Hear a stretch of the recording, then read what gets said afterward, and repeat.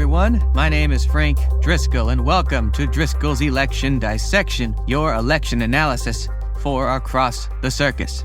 I hope you all are doing well today, wherever you are. So we were off the last couple of weeks because there weren't any major battleground elections going on. I do want to apologize, though, to our friends in Massachusetts, whom I kind of skipped over on the last program. I should have mentioned that primary elections were on Tuesday, September 3rd, but unfortunately there wasn't much to talk about, as all the incumbents in the House were running for re-election with token opposition, if any opposition at all. So I apologize for our friends in Massachusetts for not getting the word out about Election Day. But moving forward, we are now in the final week of primary elections on the election calendar for 2024. Can you believe it? We started all the way back in March, and not every week, but every so often there'd be ones to talk about, and here we are on the last one. So, Tuesday, September 10th is primary election day for 3 U.S. states, those states being Delaware, New Hampshire, and Rhode Island. Now, we're going to be talking about 2 states today, and we're talking about Democratic primaries only. So let's not waste any time, and let's pack our bags and head over to the first state, the state of Delaware. Now, it's a big year for Delaware politics. An open Senate seat, as Senator Tom Carper is retiring. However, we won't talk about that because there's only one major Democratic candidate, and it's a safely Democratic seat, so they're shoo-in. We'll discuss that in a minute because that candidate is elevating from a seat that we'll be talking about. But first, we head to the governor's mansion to talk about the gubernatorial election in the state of Delaware. Now, the current governor of Delaware is Democratic Governor John Carney. He was first elected in 2012, re-elected in 2016. He is term limited and therefore cannot run for governor. However, his name will still be on the primary ballot in Delaware.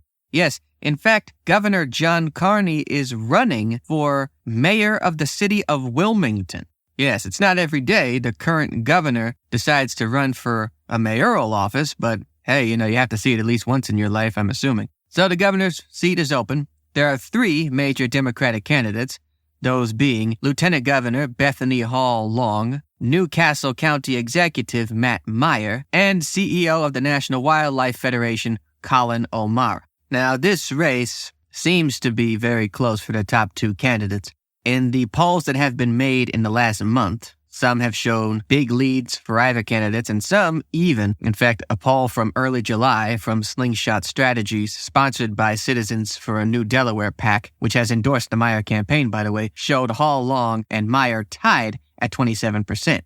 However, earlier in August, the same PAC and the same pollster made a poll, and it showed Meyer leading by 4 points. Not long before that, in mid-July, there was a poll sponsored by the Democratic Lieutenant Governors Association from Public Policy Polling that showed Hall Long leading Meyer by a much larger margin, by 12 points.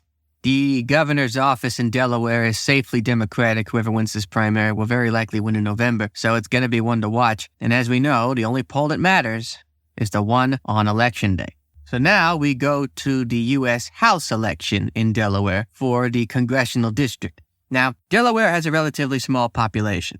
As a result, there's only one seat in the U.S. House of Representatives. That's their at-large congressional district. Now, the current holder of this seat is Democrat Lisa Blunt Rochester. She was first elected in 2016, and she is running for the open Senate seat, and she's the only Democrat in the primary there, so she's all but certain to win the primary. So with that, this seat is now open. And judging with how Representative Rochester's campaign is going, whoever holds this seat could hold it for a long time, maybe use it as a springboard for higher political office. We don't know.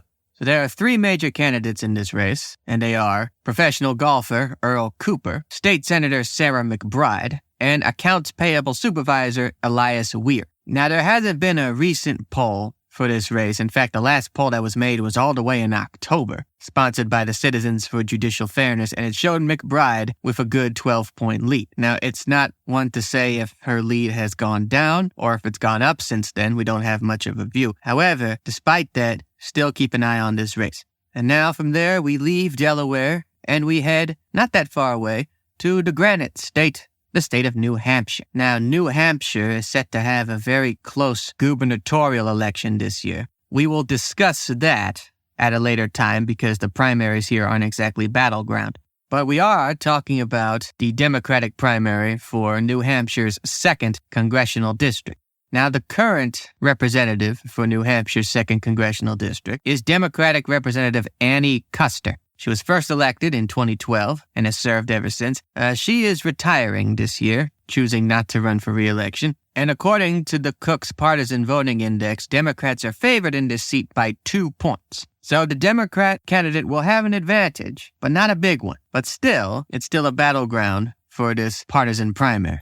There are 2 major candidates, and they are former Biden White House aide Maggie Goodlander and former state executive counselor Colin Van Oster. Now, Goodlander seems to have been doing well in the polls. The most recent poll was from mid-August, and the pollster was the University of New Hampshire Survey Center, and Goodlander led Van Oster by 6 points. And in another poll around the same time from Public Policy Polling and sponsored by the Principled Veterans Fund, which has endorsed Goodlander's campaign, Goodlander led by 10 points. So Goodlander seems to be in a good position, but Van Oster's not that far behind. And it's important who Democrats choose in this election because they will have to do quite a bit of campaigning. It's not all but certain like the seats in Delaware. They're going to have to do some real campaigning if they want to keep this seat, but they do have an itch. So those are primaries to watch in Delaware and New Hampshire for Tuesday, September 10th. This may be our last primary edition of the show, but in the weeks leading up to Election Day, we will be talking about toss-up races throughout the country. We'll be talking about close Senate races, close governor's races, close House races. Okay, you're not going to want to miss that. So we're going to go into real overdrive heading into Election Day. And as always, if you're willing to learn more about elections in your area, be sure to check out politics1.com as well as ballotpedia.com. And if you're willing to look at recent polls, be sure to check out 538.com. So, those elections are for September 10th, and as always, I say if you are a registered voter in Delaware, New Hampshire, or Rhode Island, I don't care who you vote for, but I do care that you vote, so please do. Thank you for listening to Driscoll's Election Dissection. If you would like to learn more about the show, go online to algidproductions.com/acrossthecircus, and be sure to listen to us on any podcasting form you like. Thank you all for listening, and I will see you all very soon.